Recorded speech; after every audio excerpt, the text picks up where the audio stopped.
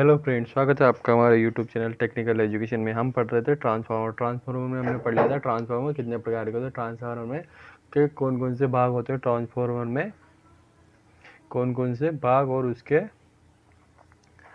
Core के आधार पर प्रकार हमने पढ़ लिए थे। हमने प्रकारों में पढ़ा था कोर टाइप, सेल टाइप और बेरी टाइप के ट्रांसफार्मर होते हैं। इसके बाद आता है वोल्टेज के आधार पर ट्रांसफार्मर। इसको हम इस वीडियो में डिस्कस करेंगे, इसके आगे का पार्ट हम इस वीडियो में डिस्कस करेंगे। तो वोल्टेज के आधार पर ट्रांसफार्मर होता है दो प्रकार के, स्टेप अप और स्टेप डाउन ट्रांसफार्मर। तो स्टेप अप ट्रांसफार्मर क्या होता है, यह वोल्टेज को बढ़ाता है, अर्थात E1 greater than E2 greater than E1, यह धारा को घटाता है। तो इसको इस प्रकार से डिनोट किया जाता है। इसकी सेकेंडरी चक्रों की संख्या अधिक होती है, N2 ग्रेटर देन, मतलब जो कि सेकेंडरी वाइंडिंग होती है उसमें चक्रों की संख्या अधिक होती है N1 की अपेक्षा। इसका ट्रांसफार्मर रेशो इकाई से अधिक होता है। इसका ट्रांसफार्मर से रेशो K क्या होता है, 1 से अधिक होता है। इसका उपयोग क्या गया, इसका उपयोग उत्पादन केंद्रों पर किया जाता है।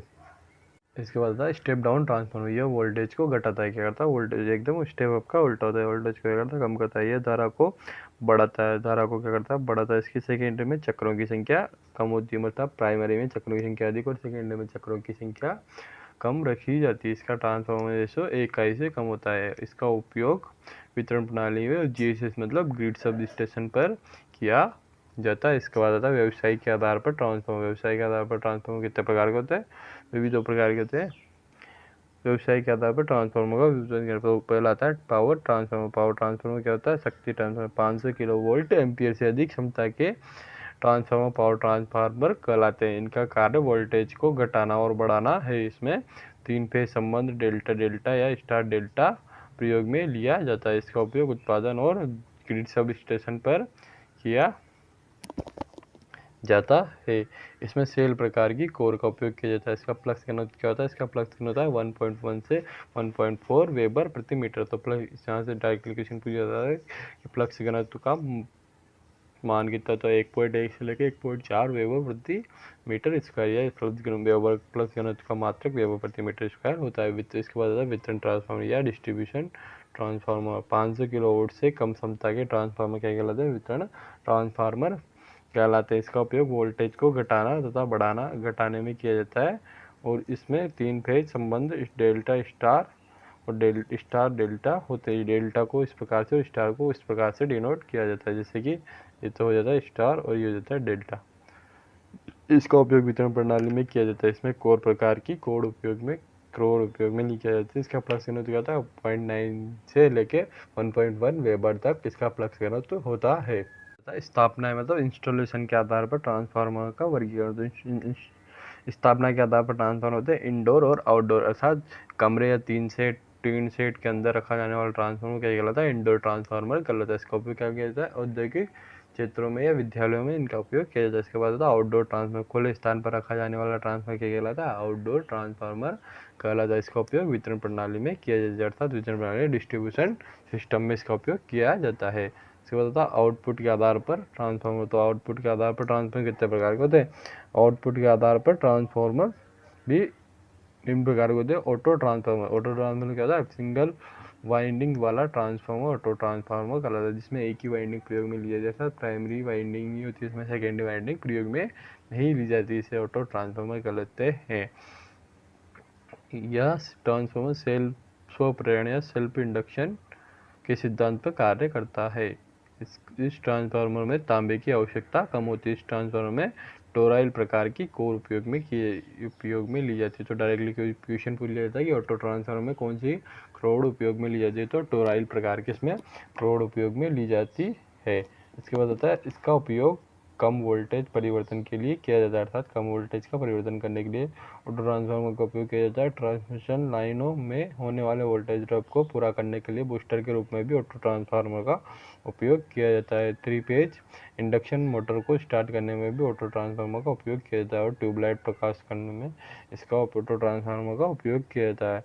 वोल्टेज नियमन या स्टेबलाइजर के रूप में भी ऑटो ट्रांसफार्मर का उपयोग किया जाता है। क्या होता है, ट्रांसफॉर्मेशन रेशो, जो क्या होता है वोल्ट V2/V1 और वोल्टेज का अनुपात और चक्रों की संख्या और धारा के अनुपात के बराबर होता है। इसके बाद आता है यंत्र ट्रांसफार्मर या इंस्ट्रूमेंट ट्रांसफार्मर, ये क्या होता है?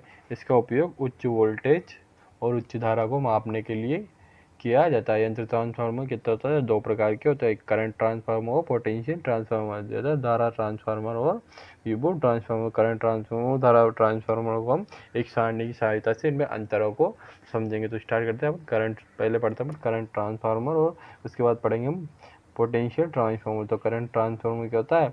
यह उच्च धारा को निम्न धारा में बदल कर मापने के लिए में प्रयोग किया जाता है। और वोल्टेज ट्रांसफार्मर क्या होता है? यह उच्च वोल्टेज को निम्न वोल्टेज में बदलकर मापने में प्रयोग किया जाता है। इसके बाद आता है इसमें स्टेप अप ट्रांसफार्मर का प्रयोग किया जाता है। इसमें स्टेप डाउन ट्रांसफार्मर का प्रयोग किया जाता है। इसकी प्राइमरी मोटे तार की बनाई जाती है, जबकि इसकी प्राइमरी वाइंडिंग का ये बनाई जाती है पतले तार की, और इसकी सेकेंडरी वाइंडिंग पतले तार की, और जबकि विभव ट्रांसफार्मर की पतली सेकेंडरी वाइंडिंग मोटे तार की बनाई जाती है। इसके सेकेंडरी से 1 एम्पीयर से 5 एम्पीयर तक की रेंज का मीटर जोड़ा जाता है, जबकि सेकेंडरी में 110 वोल्ट की रेंज का वोल्ट मीटर जोड़ा जाता है। इस करंट ट्रांसफार्मर में तो जोड़ा जाता है अमीटर, और वोल्टेज ट्रांसफार्मर में जोड़ा जाता है वोल्ट मीटर।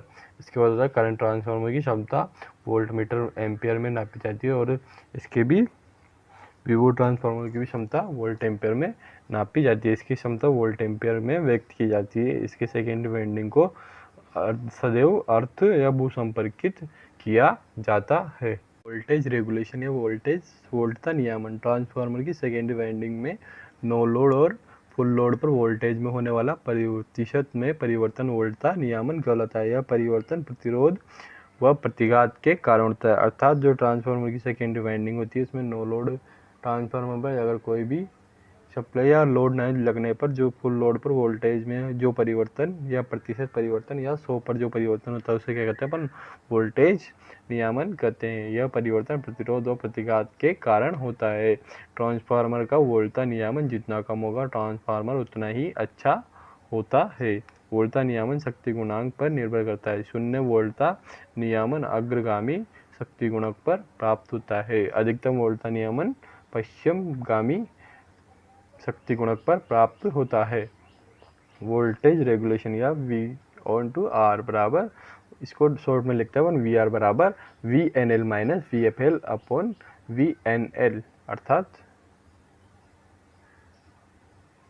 अधिकतम और न्यूनतम का अंतर का प्रतिशत मान ही क्या कहलाता है? वोल्टेज नियमन कहलाता है। नो लोड पर वोल्टेज और फुल लोड पर वोल्टेज, और क्या होता है? ये नो लोड पर जो वोल्टेज होता है उसको अपन इसमें भाग दिया जाता है और उसको प्रतिशत में बदलने के लिए 100 से गुणा कर दिया जाता है। जो क्या कहलाता है?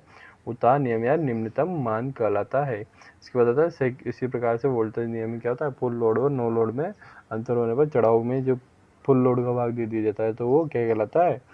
उतार या चढ़ाव नियमन कहलाता है। Secondary winding no load into minus full load upon voltage में प्रतिशत परिवर्तन।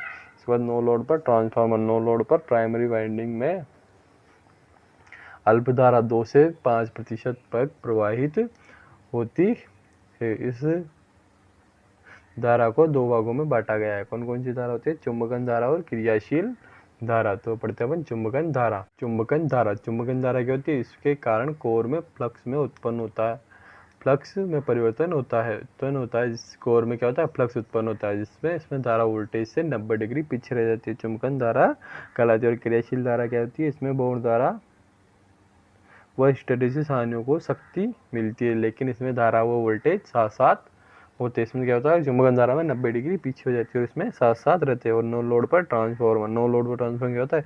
सेकेंडरी वाइंडिंग पर लोड जोड़ने से सेकेंडरी वाइंडिंग में धारा प्रवाहित होती है, जिससे सेकेंडरी वाइंडिंग में फ्लक्स उत्पन्न होता है, जो प्राइमरी में उत्पन्न फ्लक्स का विरोध करता है, जिससे टर्मिनल वोल्टेज में कमी आ जाती है। इसके बाद होती है ट्रांसफार्मर की दक्षता। ट्रांसफार्मर की दक्षता किस प्रकार से निकाली जाती है? सामान्यतः क्वेश्चन पूछ लिया जाता है ट्रांसफार्मर की दक्षता क्या होती है? तो ट्रांसफार्मर की दक्षता क्या होती है? 95% से 98% तक ट्रांसफार्मर की दक्षता होती है। ट्रांसफार्मर में 2 से 5% तक हानियाँ पाई जाती है, जो कि कॉपर लॉस और आयरन लॉस के कारण होती है। तो डायरेक्टली क्वेश्चन पूछा जाता है कि ट्रांसफार्मर में हानियाँ क्यों होती है? तो ट्रांसफार्मर में कॉपर लॉस और आयरन लॉस के कारण ट्रांसफार्मर में हानियाँ होती है और ट्रांसफार्मर की दक्षता पर फैक्टर पर निर्भर करती है, मतलब पावर फैक्टर पर ट्रांसफार्मर की दक्षता निर्भर करती है। तो ट्रांसफार्मर की दक्षता ज्ञात करने के लिए नीटा बराबर V2 into I2 cos theta upon V2 I2 cos theta plus iron loss plus copper loss into 100। इसका मतलब ट्रांसफार्मर ओल्ड है, मतलब 24 घंटे में अगर ट्रांसफार्मर की दक्षता निकालनी हो तो उसका सूत्र होता है 24 घंटे में आउटपुट बटे 24 घंटे में इनपुट इंटू 100, जो क्या होती है 1 दिन की दक्षता निकाल ली जाती है। इस प्रकार से हमने ट्रांसफार्मर के प्रकारों के अध्ययन किया और ट्रांसफार्मर की दक्षता और चुंबकन धारा और क्रियाशील धाराओं का इसमें अध्ययन किया। तो अगली वीडियो में पढ़ेंगे ट्रांसफार्मर के हानियाँ क्या क्या होती है। और अगले इसके लिए आप मेरे चैनल पर नए हैं तो चैनल को सब्सक्राइब कीजिए, लाइक कीजिए और वीडियो को अधिक से अधिक दोस्तों तक शेयर जरूर कीजिए। Thank you for watching this video. Like, comment और शेयर।